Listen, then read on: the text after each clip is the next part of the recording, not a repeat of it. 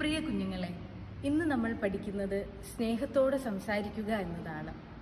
എല്ലാ ദിവസവും നന്മയിൽ ജീവിക്കാം, നല്ല വാക്കുകളിലൂടെ. എന്തുകൊണ്ടാണ് നാം സ്നേഹത്തിൽ സംസാരിക്കേണ്ടത്? സ്നേഹത്തോടെയുള്ള വാക്കുകൾ മറ്റുള്ളവരെ സന്തോഷിപ്പിക്കുന്നു. കഠിനമായ വാക്കുകളോ മറ്റുള്ളവരെ വേദനിപ്പിക്കുന്നു. ദൈവത്തിന് എപ്പോഴും സ്നേഹമുള്ള വാക്കുകളാണ് പ്രിയം. എങ്ങനെ നമുക്ക് സ്നേഹത്തിൽ ജീവിക്കാം?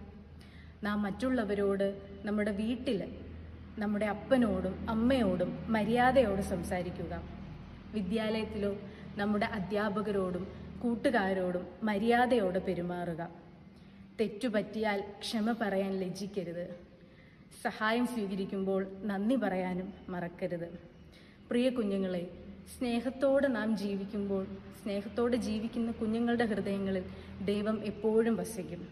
നിങ്ങളുടെ വാക്കുകൾ എപ്പോഴും അനുഗ്രഹമാകട്ടെ. ദൈവം നിങ്ങളെ അനുഗ്രഹിക്കട്ടെ.